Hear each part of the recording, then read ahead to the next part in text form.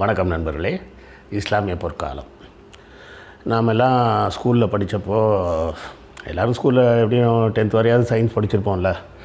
1564 இத்தாலியை சேர்ந்த Galileo Galilei அப்படின்ற ஒரு விஞ்ஞானி தான் முதல்ல உலகத்தை ஒரு உருண்டை என்று கண்டறிந்து சொன்னார். அது மட்டும் இல்லை, அந்த உருண்டையான உலகம் சூரியனை சுற்றி வருகிறது அப்படின்னு சொன்னார். நம்ம படிச்சிருப்போம். அது எதனால் அப்படி தெரிய வருது நமக்கு அப்படின்னு பார்த்தோம்னா, நம்ம படிக்கிறது பூராமே ஐரோப்பிய நாடுகள் பேஸ் பண்ண ஒரு புத்தகங்களை தான் படிக்கிறோம்.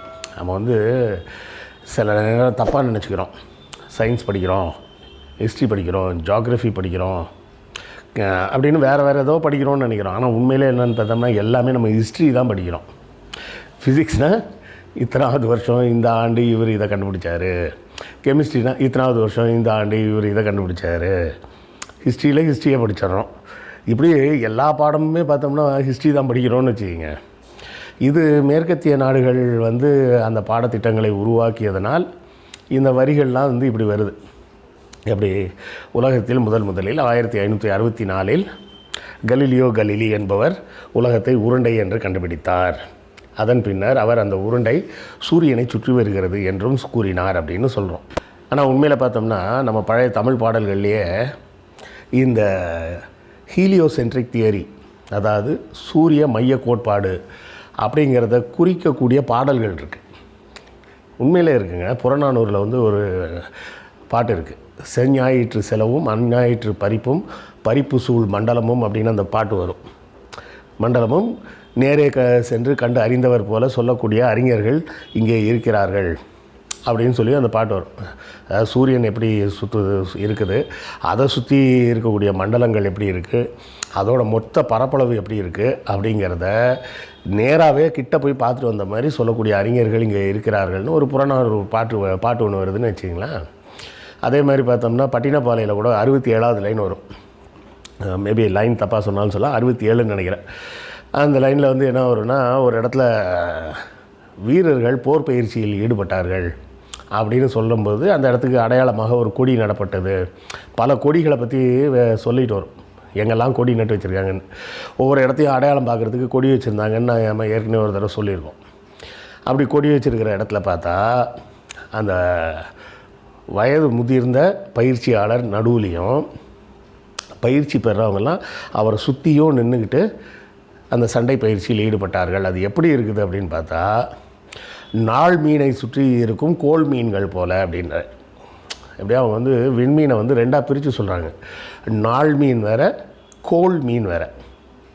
இவங்க ஜாதகத்தில் சொல்கிற மாதிரி எல்லாமே கோள்கள் அப்படின்லாம் தமிழில் சொல்லலை. நாள் மீன் அப்படின்றது சூரியனை குறிக்குது, நாளை காட்டக்கூடியது. அதே மாதிரி கோல் மீன்னா சுற்றி வரக்கூடிய கோள்கள். நாள் மீனை சுற்றி வரும் கோல் மீன்களைப் போல இந்த பயிற்சி ஆசிரியரை சுற்றி மாணவர்கள் நின்று பயிற்சி எடுத்துக்கிட்டாங்க அப்படின்னு பட்டினப்பாளையில் வருது. அப்போது பழைய காலத்து தமிழர்களுக்கு, அதாவது கிமுவில் இருந்த தமிழர்களுக்கு ஹீலியோசென்ட்ரிக் என சொல்லப்படும் சூரிய மைய கோட்பாடுன்றது தான் வாழ்க்கை முறையாகவே ஏற்றுக்கிட்டு இருந்திருக்கிறாங்க. அதுக்கப்புறம் இந்த ஆரிய பார்ப்பன கூட்டத்தோடு சேர்ந்து தேவையில்லாத பக்தி யுக்தி எல்லாத்துலேயும் முங்கி எல்லா புஸ்தகத்தையும் அவங்கள்ட்ட அடகு வச்சு கடைசியில் அவங்க அதெல்லாம் வச்சு ஜோசியம் பார்க்க ஆரம்பிச்சிட்டாங்கன்னு வைங்க. அது ஒரு பக்கம் இருக்கட்டும். சரி, கலீலியோ கலிலி காலத்தில் அவர் சொன்னது தானே ஃபஸ்ட்டு, அவங்க ஊரில் அவர் சொன்னது தானே ஃபஸ்ட்டு அப்படின்னு சொன்னோம்னா அதுவும் உண்மை கிடையாது. ஆனால் இந்த 2 கோட்பாடு அவர் சொன்னதுக்காகவே என்ன பண்ணிட்டாங்க, அவர் தூக்கி ஜெயிலில் போட்டாங்கன்னு வைங்க. அதான் ஜெயிலில் போட போகும்போதே என்ன சொல்லிட்டாரு, இல்லை நான் தப்பாக கால்குலேஷன் பண்ணாலும் பண்ணியிருந்திருப்பேன், சூரியனை சுற்றுற மாதிரி எனக்கு தோணலை அப்படின்ட்டேருன்னு வைங்க. அப்போவும் அவரை கடைசி வரை ஜெயிலில் போட்டாங்க. வெளியே விட்டா இந்த ஆள் ஏதாவது உளறிட்டு இருப்பான் அப்படின்னு. யார்? போப்பாண்டவர் தான் தூக்கி உள்ளே போட்டார்னு வைங்க. பைபிளில் சொன்னதுக்கு எதிராக சொல்கிற பைபிளில் உலகம் ஒரு வட்டமான தட்டு, அந்த தட்டுக்கு மேலே கர்த்தர் இருக்கார், தட்டுக்கு கீழே நரகம் இருக்குது அப்படின்லாம் பைபிளில் இருக்குது, நீ என்ன மாற்றி சொல்கிறேன்னு சொல்லி தூக்கி உள்ளே போட்டாங்க. இன்னொருத்தர் அதே மாதிரி சொன்னாருன்னு அவரை உயிரோடு வச்சு எரிச்சிட்டாங்க. அதெல்லாம் ஒரு பக்கம் இருக்கட்டும். ஆனால் அவர் தான் ஒரு காலகட்டத்தில் முதல்ல அந்த ஐரோப்பிய நாடுகளில் முதல்ல சொன்னவரா அப்படின்னு பார்த்தா அதுவும் இல்லை. அவர் வாழ்ந்ததுக்கு ஒரு 2500 வருஷத்துக்கு முன்னாடியே கிரேக்க நாட்டில் ஒருத்தர் சொல்லிட்டார், என்னென்னு, பூமி உருண்டை தான் அப்படின்னு. அவர் உருண்டைன்னு மட்டும் சொன்னது இல்லாமல் அந்த பூமி உருண்டையின் சுற்றளவு எவ்வளவு அப்படின்னு கேட்டால் 30 லட்சம் ஸ்டேடியா அப்படின்றார். இவர் சொன்னவர் ஆர்க்கிமெடிஸ். இவர் சமகாலத்தில் வாழ்ந்த அரிஸ்டாட்டில் போன்றவங்கெல்லாம் முதல்ல இவர் சொன்னதை ஏற்றுக்கலை.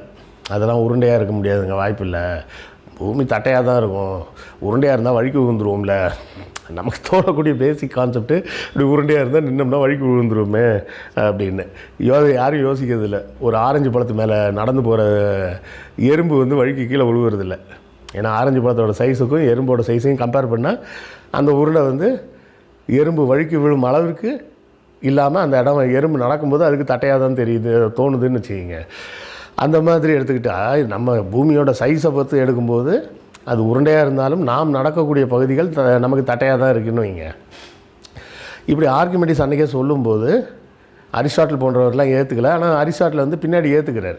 அப்புறம் பித்தகாரஸ் தியரம்லாம் கேள்விப்பட்டிருப்போம்ல, அந்த பித்தகாரஸ் அவரும் இதை சொன்ன உடனே சரின்னா ஒத்துக்கிறாருன்னு வச்சிங்களேன் அறகுற மனசோட.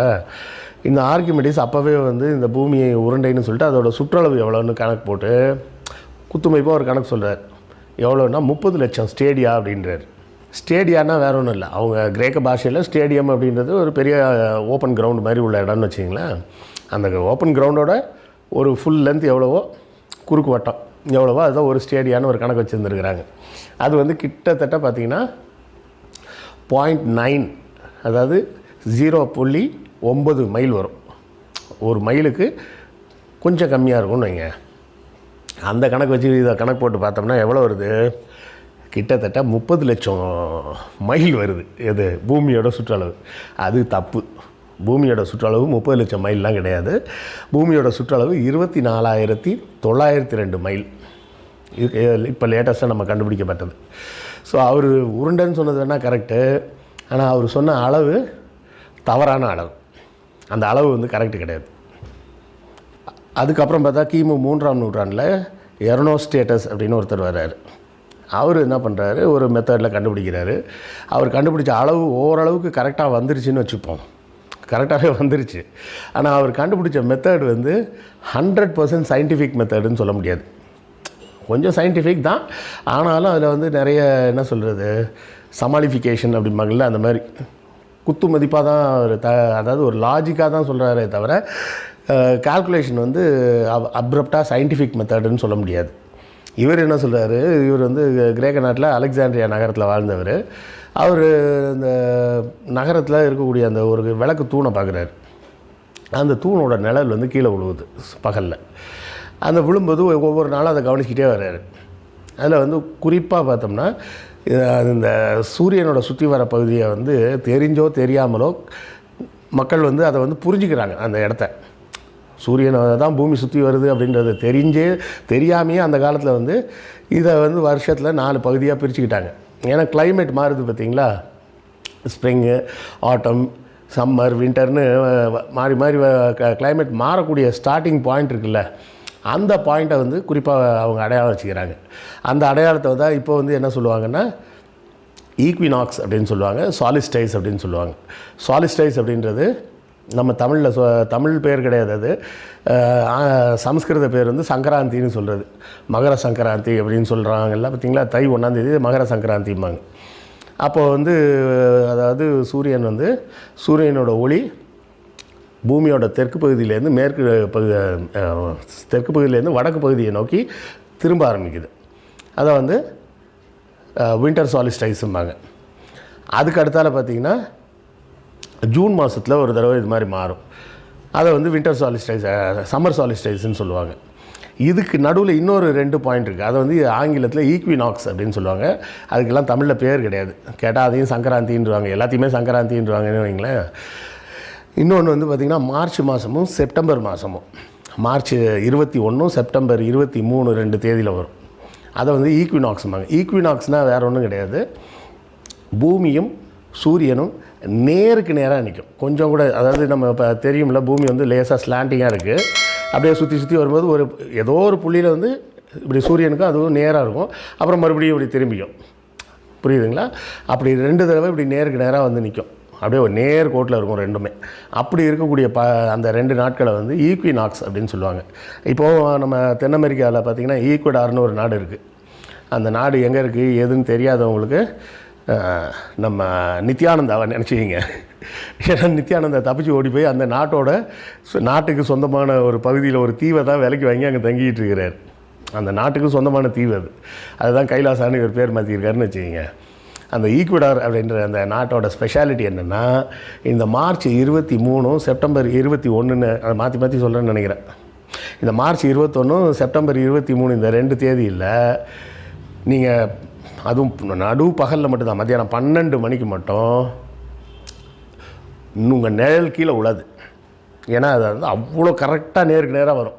அந்த ஒரு இடம் மட்டும் சுத்தமாக நிழலே இருக்காது. எந்த நிழலுமே 12 மணிக்கு இருக்காது. ஆள் நடந்து போனாலும் சரி, வண்டி போனாலும் சரி, கார் போனாலும், எது போனாலும் நிழலே இருக்காது. ஏன்னா அந்த அளவுக்கு சூரியனும் பூமியும் நேருக்கு நேராக வந்துடும். இந்த கான்செப்டை தான் அவர் யோசித்து பார்க்குறாரு. என்னென்னு, இந்த ஈக்வினாக்ஸ்ன்ற தேதியில் சூரியனும் பூமியும் நேருக்கு நேராக இருக்கும்போது தரையில் நிழல் விடக்கூடாது. ஆனால் கிரேக்க நாட்டில் இருக்க அலெக்சாண்ட்ரியா நாட்டில் நிழல் கீழே உழுவுது. அப்போ ஏன் நிழல் கீழே உழுவுது அப்படின்னு யோசிக்கிறார். அப்போது எகிப்து நாட்டிலேருந்து வரக்கூடிய சில பயணிகள் என்ன சொல்கிறாங்க, அதே குறிப்பிட்ட அந்த ஈக்வினாக்ஸ் வர டேட்டில் எங்கள் ஊரில் நிழல் உழாது. ராத்திரியில் கிணத்துல பார்த்தோம்னா நிலாவோட வெளிச்சம் அப்படியே நடு மையத்தில் அழகாக வந்து நேராக விழும், கொஞ்சம் கூட விலகிலாம் இருக்காது அப்படின்னு சொல்கிறாங்க. அப்போ இவர் என்ன பண்ணுறாரு, இப்போ இந்த ஈக்வடாரில் நிழல் விழாதுன்னு சொன்ன பார்த்தீங்களா, அதே மாதிரி அது எகிப்து நாட்டில் அவங்க ஒரு பேர் சொல்கிறாங்க. அந்த பேரில் இப்போ இருக்கிற நகரம் எதுன்னு தெரியல. அந்த பகுதியில் கரெக்டாக நிழல் விழலை அப்படின்றத இவர் ஒரு கணக்கு வச்சுக்கிறார். வச்சுட்டு என்ன பண்ணுறாரு, தான் இருக்கக்கூடிய அலெக்சாண்ட்ரியான்ற நகரம், இது ரெண்டுக்கும் உள்ள டிஸ்டன்ஸ் எவ்வளோன்னு பார்க்குறாரு. 5000 ஸ்டேடியா. அவங்க அன்றைக்கி உள்ள பழைய கணக்குப்படி 5000 ஸ்டேடியா வருது. இந்த நிழல் விழும்போது எத்தனை டிகிரி கோணத்தில் விழுவுதுன்னு கணக்கு போட்டு பார்க்குறாரு. பார்த்தா 7 டிகிரியில் விழுவுது. நம்ம இந்த காம்பஸ் வச்சுருப்போம்ல 180 டிகிரி, அதில் இப்படி வச்சு அளந்து பார்த்தா 7 டிகிரி அந்த நிழல் விலகி விழுது. அப்போ 7 டிகிரி விலகி விழுந்திருக்கு அப்படின்னு சொன்னால் இது ரெண்டையும் வச்சு ஒரு கணக்கு போட்டு பார்ப்போம் அப்படின்னு கணக்கு போடுறாரு. எப்படி கணக்கு போடுறாரு, பூமி உருண்டைன்னா என்ன அர்த்தம், ஒரு புள்ளியில் ஆரம்பித்து அப்படி ஒரு சுற்றி அதே புள்ளிக்கு வந்துட்டோம்னா மொத்தம் இருக்கக்கூடிய கோணங்களோட மதிப்பு 360. ஒரு வட்டம் போட்டுக்கோங்க. வட்டத்தில் இங்கேருந்து இந்த பாதி வட்டத்துக்கு வந்தால் 180, இன்னொரு பாதி வந்தால் இன்னொரு 180, மொத்தம் 360. அப்போது பூமி வந்து வட்டம்னு எடுத்துக்கிட்டோம்னா 360 டிகிரி. இது கோணம் வந்து 7 டிகிரியில் விழுந்திருக்கு. அப்போ 360 7ஆல் வகுத்தா 50. சரிங்களா?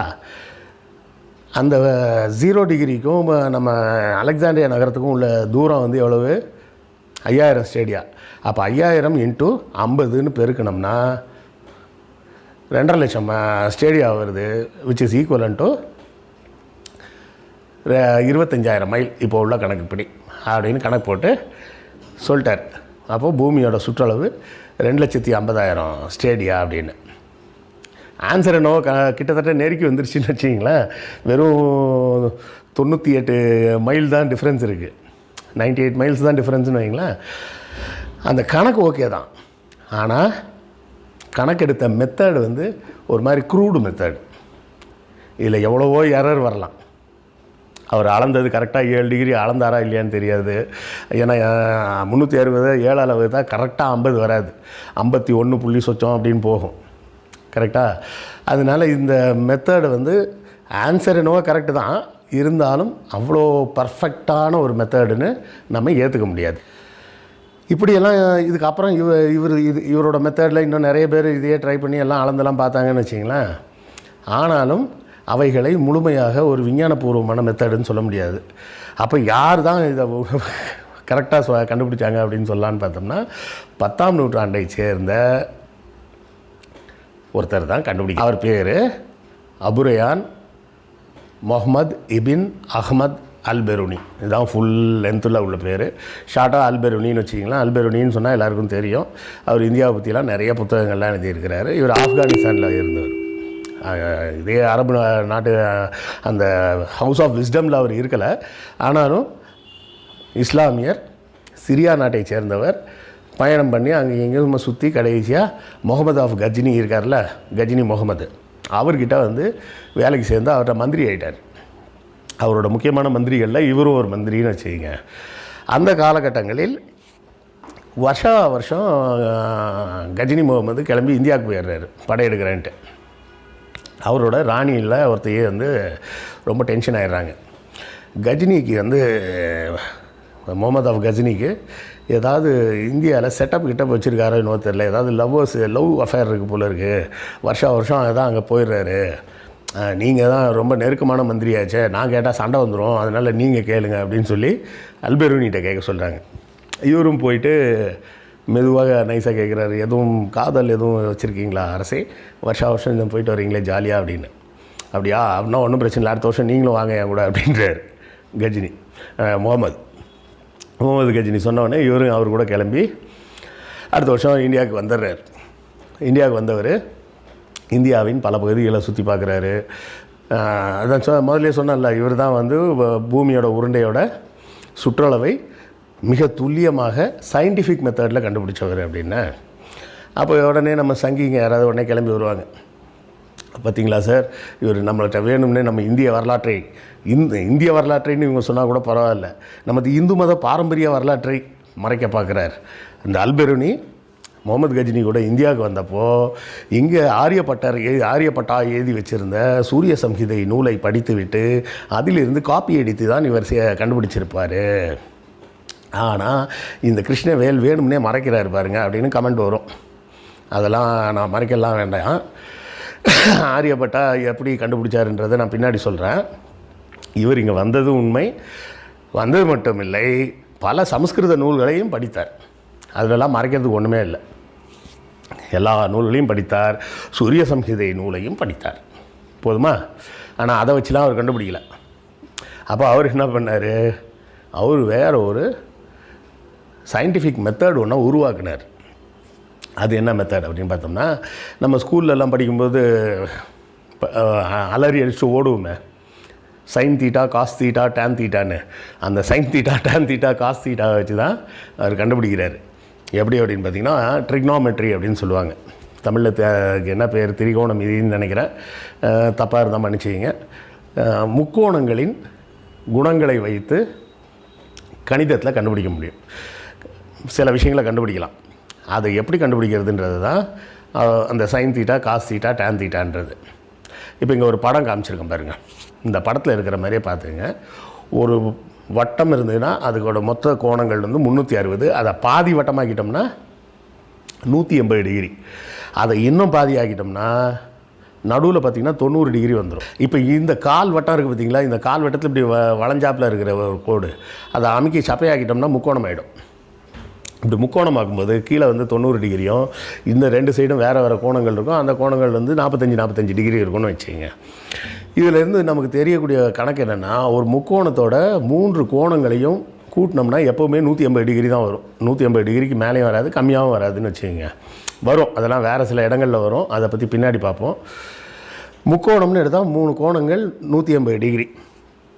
இப்போது இது சைன் தீட்டா காஸ் தீட்டான்றதெல்லாம் என்னென்னா வேறு ஒன்றும் கிடையாது. இந்த கோணங்க, இந்த 3 பக்கங்களோட அளவு நமக்கு ஏதாவது ஒன்று தெரிஞ்சால் போதும். அந்த அளவுகளை வச்சுக்கிட்டு இந்த கோணங்களையும் வச்சுக்கிட்டு கணக்கு போட்டு தெரியாத அளவுகளோட பக்கத்தோட அளவுகளை நம்ம கண்டுபிடிக்க முடியும். ஒரு உதாரணத்துக்கு நீங்கள் இப்படி வச்சுக்கிங்களேன், ஒரு லேம்ப் போஸ்ட் இருக்குது உங்கள் வீட்டு வாசலில், டெலிஃபோன் போஸ்ட்டோ இல்லை எலக்ட்ரிக் போஸ்ட் ஒன்று இருக்குன்னு வைங்க. அதை விட்டு ஒரு 10 மீட்டர் தள்ளி நின்றுக்கிட்டு தரையிலேருந்து நீங்கள் அளந்தீங்கன்னா, அதாவது உங்களால் பார்க்கக்கூடிய கோணம், அந்த மின் விளக்கு அந்த கம்பத்தோட உச்சியை போய் பார்க்கக்கூடிய கோணம் என்னன்றதை அளந்துட்டிங்கன்னா, அந்த அளவு ப்ளஸ் இங்கேருந்து 10 மீட்டர் தூரம், இது ரெண்டையும் வச்சுக்கிட்டு இந்த மின்சார கம்பத்தோட உயரம் என்னன்றதை நம்மளால் அளந்துட முடியும். அதுக்கு தான் இந்த sine theta cos theta tan theta எல்லாமே யூஸ் ஆகிறது. இப்போ எவரெஸ்ட் மலை வந்து இவ்வளோ உயரம் இருக்குது அப்படின்னு எப்படி கண்டுபிடிக்கிறாங்க? ஸ்கேல் வச்சு அளக்க முடியாது. ஆனால் இந்த ட்ரிக்னாமெட்ரியை யூஸ் பண்ணி அளக்க முடியும்.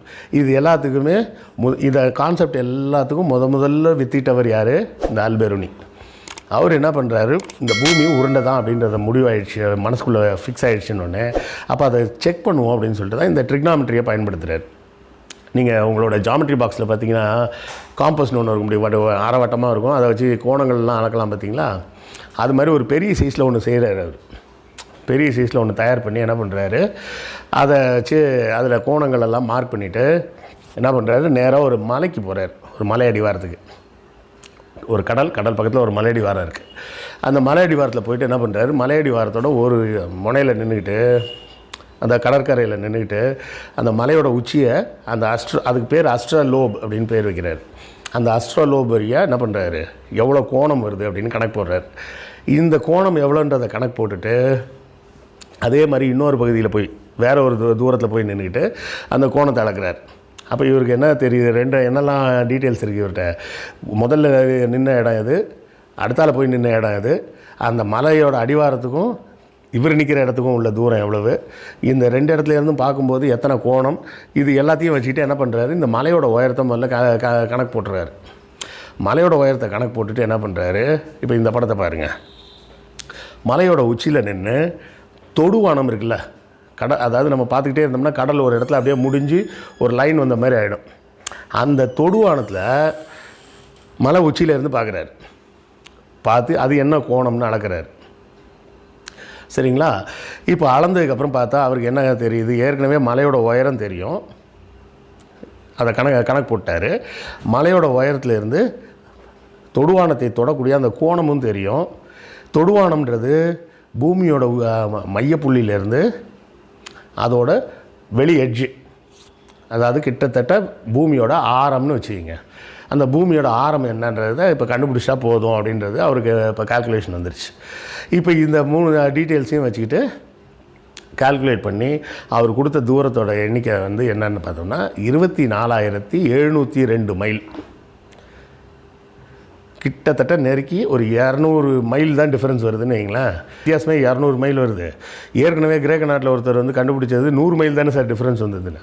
100 மைல் 200 மைல் டிஃப்ரென்ஸ் பிரச்சனை கிடையாது. கண்டுபிடிப்பதற்கு பயன்படுத்திய முறை தான் முக்கியம். அவர் கண்டுபிடிச்ச முறை வந்து ஒரு மாதிரி அப்ராக்சிமேட் மெத்தட் அது.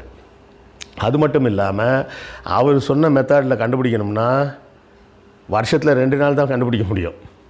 மார்ச் 23 செப்டம்பர் 21 இந்த 2 டேட்டில் மட்டும்தான் போய் அந்த ஈக்வினாக்ஸ் வர்ற அன்னைக்கு தான் போய் உட்காந்து மெஷர்மெண்ட் எடுக்க முடியும். மற்ற நாள்லலாம் கண்டுபிடிக்க முடியாது.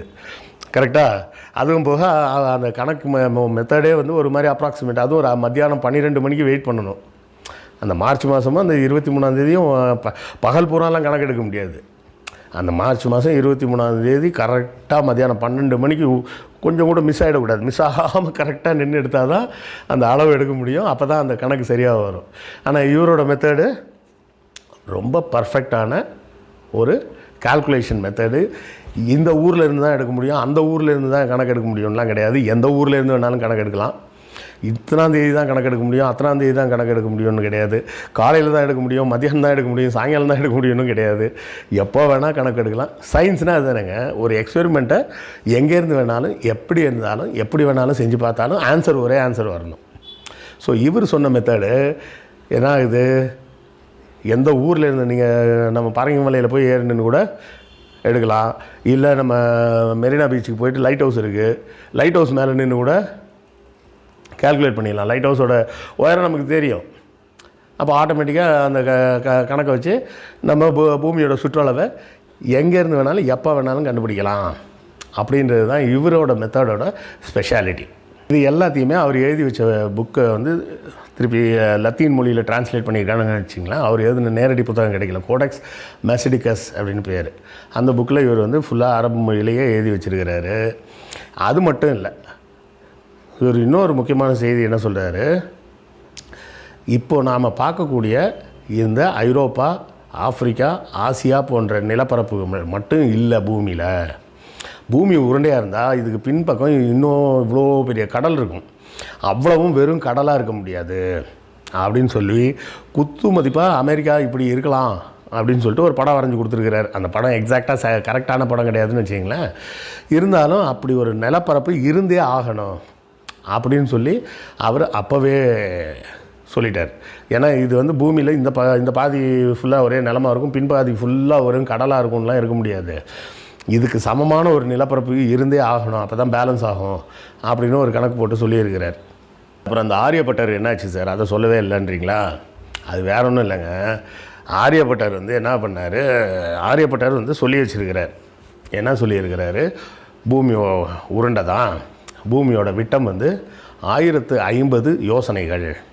யோசனை அப்படின்றது நம்ம ஊரில் இந்த சமஸ்கிருதத்தில் உள்ள அளவு மெத்தட்.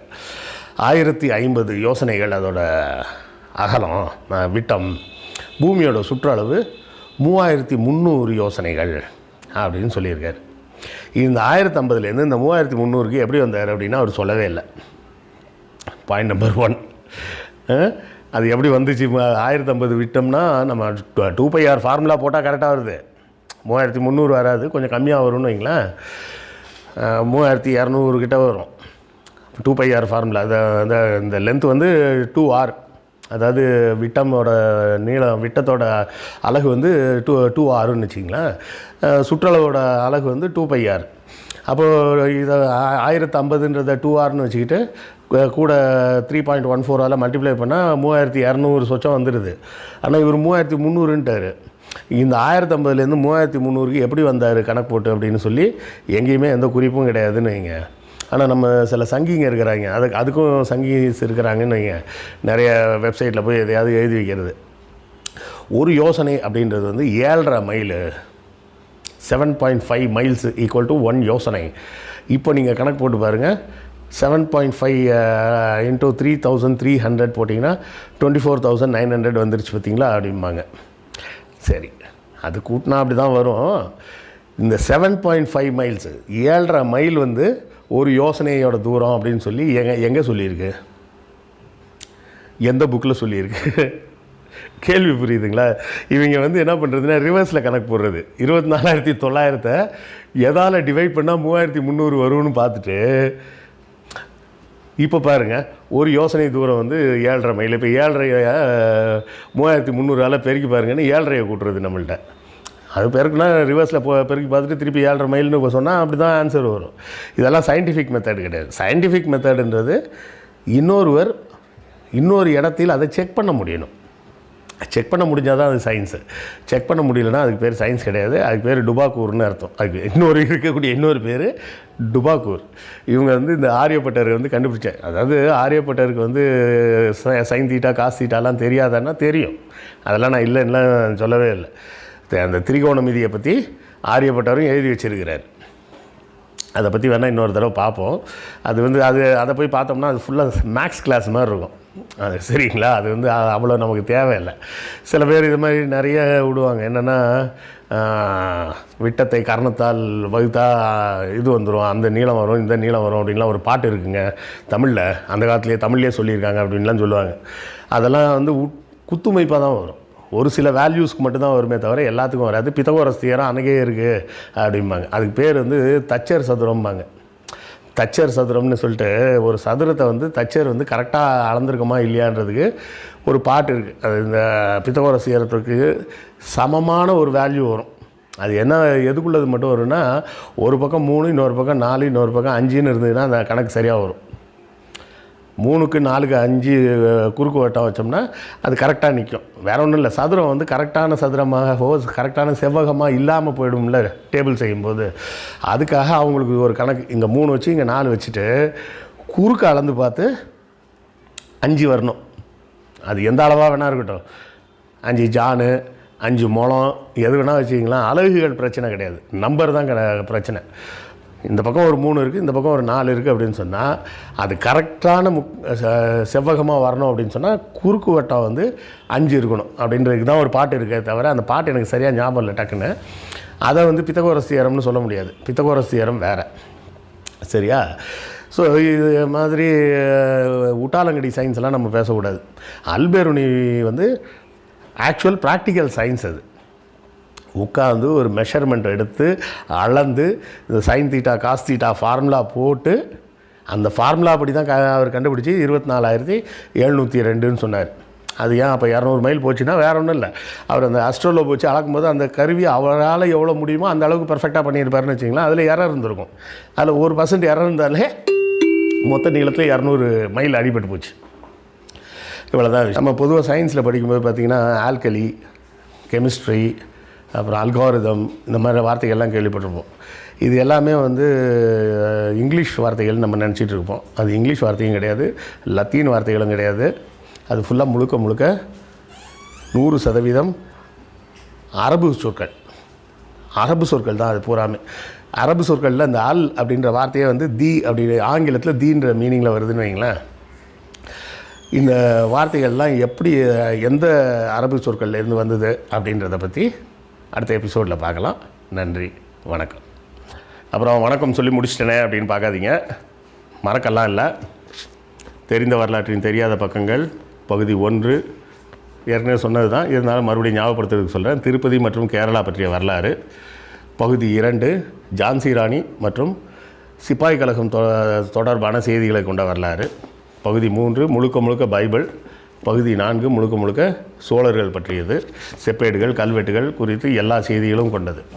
அதே மாதிரி நம்மளுடைய மற்ற புத்தகங்கள் உவேசா தமிழ் தாத்தாவா, நான் மறுபடியும் வருவேன் அப்படின்ற விஞ்ஞான புதினம், அப்புறம் கண்டதை சொல்கிறேன்னு பொதுவான கட்டுரைகள். இந்த 7 புத்தகங்களும் சேர்த்து மொத்த விலை 1360 ரூபாய். எந்த புத்தகம் இந்த தெரிந்த வரலாற்றின் தெரியாத பக்கங்கள் எல்லா புக்குமே ஒன்று 250 ரூபா தான். நீங்கள் ஜிபே மூலமாக பதிவு செஞ்சோம் ஆர்டர் கொடுக்கலாம், இல்லைனா கேஷ் ஆன் டெலிவரியிலையும் வாங்கிக்கலாம். நண்பர்களுக்கு மீண்டும் நினைவு ஊட்டுவது இதுதான், நீங்கள் புத்தகம் வாங்கினா தான் நாங்கள் தொடர்ந்து சேனல் நடத்த முடியும். அதனால் கண்டிப்பாக புத்தகங்கள் வாங்கி உங்கள் ஆதரவை தாருங்கள். உங்கள் ஆதரவுக்காக காத்திருக்கிறோம்.